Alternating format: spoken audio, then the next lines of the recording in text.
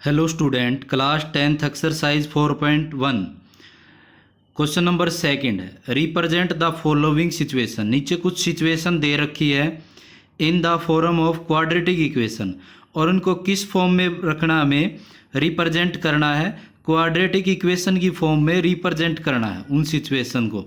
आगे हमें सोल्व करने के लिए इस पार्ट में नहीं बोला गया है, हमें क्या बोला गया है कि उनको क्वाड्रेटिक इक्वेशन की फॉर्म में रिप्रेजेंट करना है।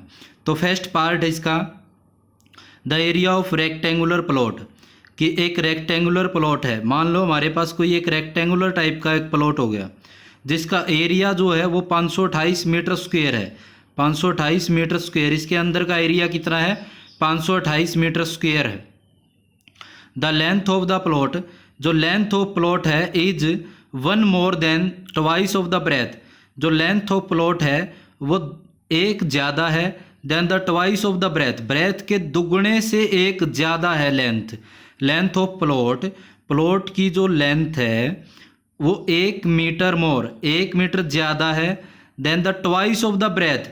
अगर ब्रेथ मान लेते हैं हम, अगर x मीटर है ये ब्रेथ, अगर हम x मीटर मान लेते हैं तो जो लेंथ है वो उसके दुगने से 1 मीटर अधिक है। तो लेंथ क्या हो जाएगी? उसके दुगने से 1 मीटर अधिक हो जाएगी। तो हम किस चीज़ को मान के चले जिससे क्वेश्चन बनेगा? ब्रेथ को मान के चलेंगे तो लेंथ के बारे में बातचीत होंगी। तो let the breadth of rectangular plot, तो प्लॉट की जो ब्रेथ है वो कितनी मान लेते हैं? x metre. मीटर क्यों लगाया? क्योंकि इन्होंने बोला गया है कि किस में है? मीटर में है।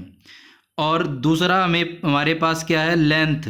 लेंथ क्या हो जाएगी इसके अकॉर्डिंग, क्वेश्चन के अनुसार इसके दुगने से 1 अधिक है, तो ये हमारे पास क्या आ जाएगी? इसकी लेंथ आ जाएगी। तो ब्रेथ जब हम मान के चलेंगे तो ही लेंथ आएगा, क्योंकि length of plate is 1 metre more, 1 metre तो ज़्यादा है, दुगने ट्वाइस ऑफ ब्रेथ, ब्रेथ के दुगने से 1 मीटर अधिक है। तो उसके बाद अगर हम बात करें एरिया ऑफ रेक्टेंगुलर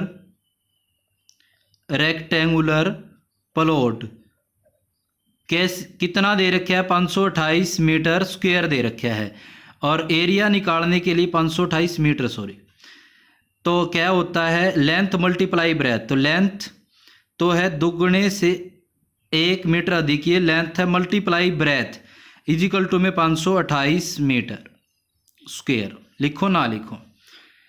तो देखो लेंथ मल्टीप्लाई ब्रेथ, हमारे पास एरिया का फार्मूला होता है लेंथ मल्टीप्लाई ब्रेथ, इसलिए हमारे पास लेंथ मल्टीप्लाई ब्रेथ क्या हो गया? ये एरिया ऑफ रेक्टेंगल का फार्मूला हो गया। तो इसकी एक बार इसके साथ मल्टीप्लाई कर दे 2x का स्क्वायर, एक बार इसके साथ कर दे, देखो एक बार इसके साथ कर दिया हमने, 2 1 जा 2, इसके साथ कुछ नहीं है, और x की पावर 1 ये है। जब मल्टीप्लाई करते हैं तो वेरिएबल की पावर क्या हो जाती है? ऐड हो जाती है, 1 और 1 2 हो जाएगी। एक बार इसकी मल्टीप्लाई इसके साथ करेंगे 1x, और ये 528 जो है ये इस तरफ लिया है तो माइनस का 528 इजिकल टू 0। तो हमें क्या बताना है इस क्वेश्चन के अंदर? Represent the following situation in quadratic equation, quadratic equation की फॉर्म में रिप्रेजेंट करना है। तो हमने ये इसको रिप्रेजेंट कर दिया, तो हम लिख सकते हैं हेंस दिस इज द, ये जो ऊपर दे रखी ये वाली जो है रिक्वायर्ड इक्वेशन, ये हमारे पास क्या है? रिक्वायर्ड इक्वेशन है। किसके लिए है ये equation? To find the length and breadth of the plot. तो क्या है हमारे पास? ये जो हम x और 2x + 1 लेके चले हैं, अगर हमें इसको सोल्व करना होता है, यहाँ से अगर इसको रूट निकालने होते तो अगर सोल्व करने की बोला जाता तो x का और इसका मान हम निकाल देते, लेकिन हमें क्या बताया गया है कि रिक्वायर्ड इक्वेशन बना के छोड़नी है। तो इक्वेशन हमारे पास ये हो गई है। सेम ऐसे ही मैं लेके आया हूँ इसका दूसरा पार्ट। तो दूसरा पार्ट करते हैं हम, the product of 2 consecutive positive integer. Product मतलब मल्टीप्लाई जब करें हम 2 कॉन्सिक्यूटिव लगातार कॉन्सिक्यूटिव क्या होता है, जैसे एक, एक के बाद दो, दो के बाद तीन, तीन के बाद चार, ऐसे नंबर होते हैं वो कैसे होते हैं, कॉन्सिक्यूटिव इंटीजर होते हैं। और कैसे इंटीजर होने चाहिए, पॉजिटिव, नेगेटिव की बात नहीं करें, पॉजिटिव इंटीजर। इस 306 इंटीजर क्या होते हैं, जैसे 0, 1, 2, -1, -2, ये जो पूरा है ये इंटीजर होते हैं, इस तरफ वाले भी और इस तरफ वाले भी। लेकिन बात कौन से कर रहे हैं, पॉजिटिव, तो ये जो 1 से इस तरफ वाले हैं पॉजिटिव इंटीजर है। कोई ऐसे दो कॉन्सिक्यूटिव पॉजिटिव इंटीजर जिनका प्रोडक्ट 306 हो, तो ऐसे दो हमें इंटीजर ज्ञात करने हैं। तो दो इंटीजर ज्ञात करने के लिए हमारे पास पहला इंटीजर हम क्या लेके चले, जैसे पहला नंबर 1 है, फिर 2 है, फिर 3 है।